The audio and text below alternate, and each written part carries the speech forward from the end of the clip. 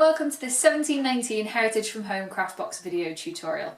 You should have your craft box and we're just going to run through what should be in it before we get started. So this is the Sculpting Sunderland craft box and everything inside is inspired by the makers and the artists of Sunderland's past, from iconic pink Sunderland lusterware to ancient and modern glassmaking industries.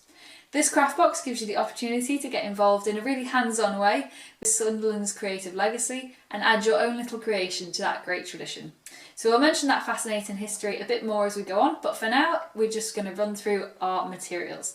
So everything you need for this activity is included in your box, and this time round that includes a plastic wrapped portion of clay, your clay tool, and a small cup or glass of a little bit of water, just in case your clay starts to dry out as you're shaping it.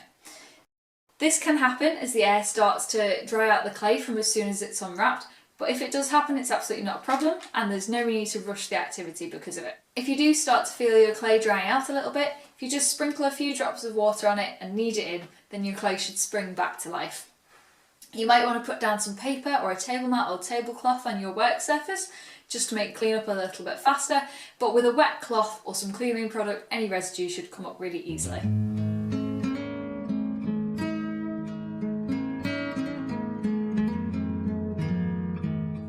So this is a really adaptable activity and you can do as much or as little as you'd like with it and make your design as simple or as complicated as you want.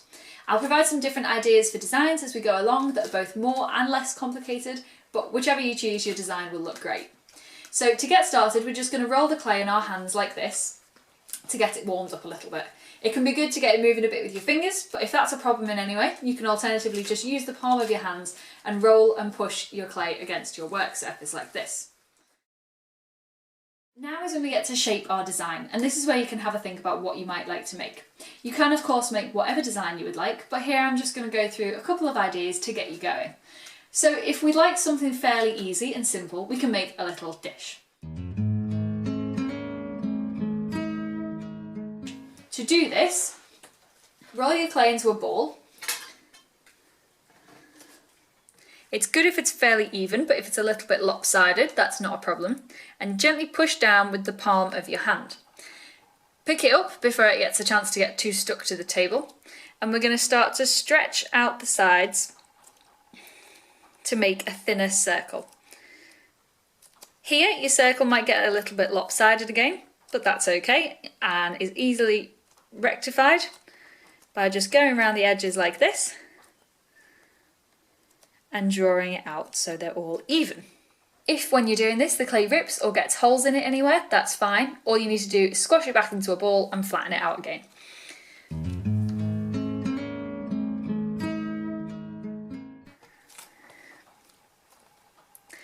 So once you've thinned out your edges, we're going to put it back on our work surface and just gently pinch and pull out those edges to curve them upwards.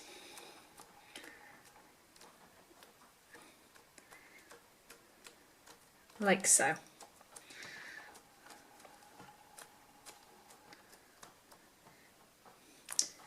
Leave it for about 10 minutes to dry out slightly into that shape, and then you can use your clay tool to add any pattern or design to it that you might like.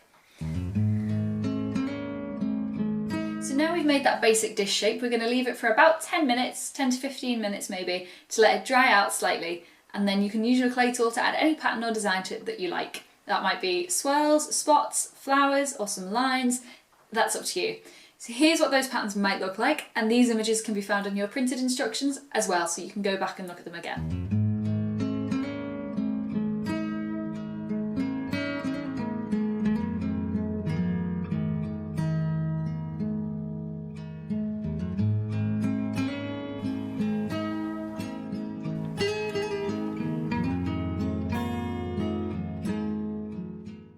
Now if you'd like to try making something a bit more complicated than a dish, you could alternatively try making a small cup.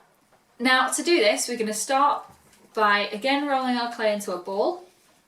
Then we're going to pinch a smaller amount, maybe a third of the size of the ball, but it doesn't matter too much, off and keep that to the side. You're going to take this larger ball and we're going to push your thumbs into the middle like this. So Looks very messy at the minute, but it gives you this kind of shape. Now if we put this basic shape on our work surface, we can neat it up by going around the edges with a finger and thumb, just like this. And as you do this, you can gently pull the clay upwards to make it a bit deeper. And again, if your clay rips a bit while you're doing this, that's absolutely not a problem. You can just go back to the beginning, roll it out into a ball again, and start again. See, I've just got a hole in mine there. Not a problem. Just gonna roll it back together. Make my shape again, and we're back to the exact same point. So, I'm just gonna do this.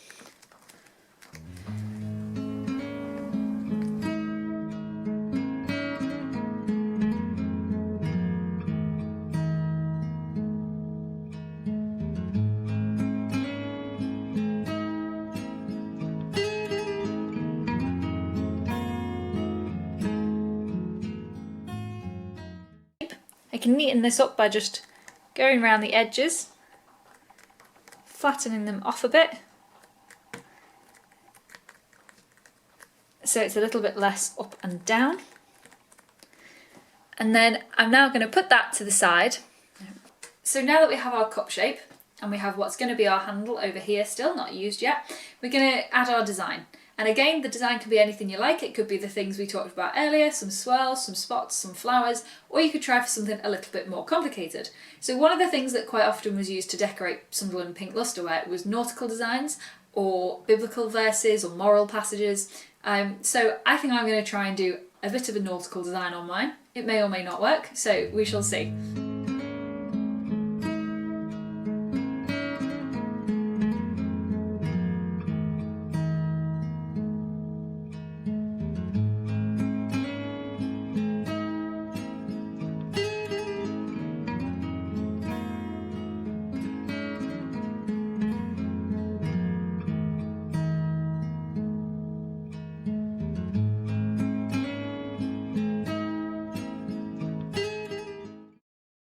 So now after that, hopefully you can see I've attempted to give myself a little bit of a nautical design here, inspired by that historic lusterware, a bit of a ship design.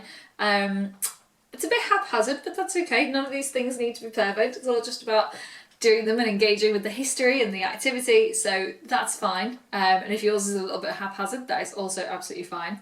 So I'm going to just leave this to the side now for about 10 minutes to just sort of let it firm up a little bit before I attach my handle. So now we're going to pick back up our small ball that we put to the side before for our handle. And what I'm going to do is just roll this out under my fingers on the table to create a thin-ish sausage of clay. And you might look at this and compare it to the size of your cup and think that it would be a truly gargantuan handle if you were to use all of it, like mine would be. So that's fine. You can just pinch that off halfway along and just use some of it. I think I might even make mine a little bit smaller there. And I would say a good thickness for your handle would be maybe a centimetre to half a centimetre thick, but it really doesn't matter. So now the other use for our water is going to come into play, and I'm just going to take the end of my finger and dab that in the water, and dab that onto one end of my handle, and then take my cup, which is now a bit drier, and push that onto the bottom, like so. And that's going to be the bottom attachment for our handle. And then I'm going to do exactly the same thing. Dab some water on the other end and attach that near the top. And attach that near the top. So there we go. I have my cup with its attempted nautical ship design inspired by the pink Sunderland lusterware of the past. So now that your design is done, we're going to just leave that to one side for at least an hour until it's dry enough to move without the clay moving too much.